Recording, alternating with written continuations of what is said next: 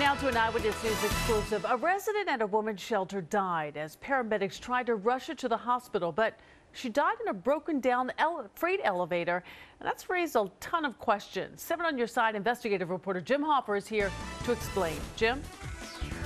Homeless Services is calling the death of a shelter resident a heartbreaking loss, but residents and family members tell us Ana de Jesus might still be alive had the city and the shelter maintained their elevators. Here at the New Providence Women's Shelter in Midtown, Ana de Jesus was a beloved resident. I love this woman. I met her in another facility, another shelter. She was a beautiful woman. When Ana collapsed in her room 2 weeks ago, residents rushed to her side. Within minutes, medics arrived to help. They revived her. Renee Cash, who lives at the shelter, says medics moved quickly to try to get her friend to the hospital.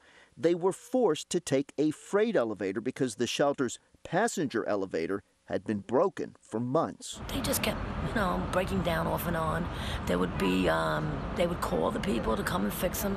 They do a flimsy job. These buildings department records show a long list of complaints about the shelter's passenger elevator, some dating back years. They told me that the elevator's been messed up for months. The only other elevator available to EMTs to bring the gurney with Ana down from the 5th floor was the freight elevator.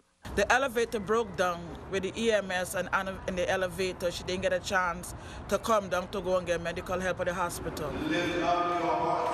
Ana died inside the stuck freight elevator, according to several shelter residents, some who came to say goodbye to their friend last week. I feel like if the elevator did not broke, she might have been at the hospital and get help and still be alive and be in the hospital. Shelter residents tell Eyewitness News that the EMTs and Ana were stuck in the broken down freight elevator for nearly an hour.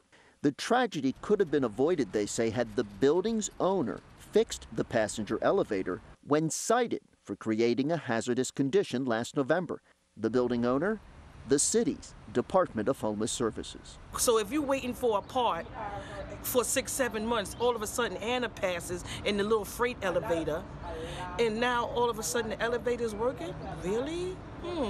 Officials for the Department of Homeless Services says the shelter operator, Project Renewal, is responsible for elevator maintenance. In a statement to Eyewitness News, a Project Renewal spokesman said the elevator where the incident occurred is a new elevator that was recently installed with city funding, adding, "We take the safety and well-being of our clients very seriously." Why can't the elevator fix long before? Why the elevator only fix the same day that she died?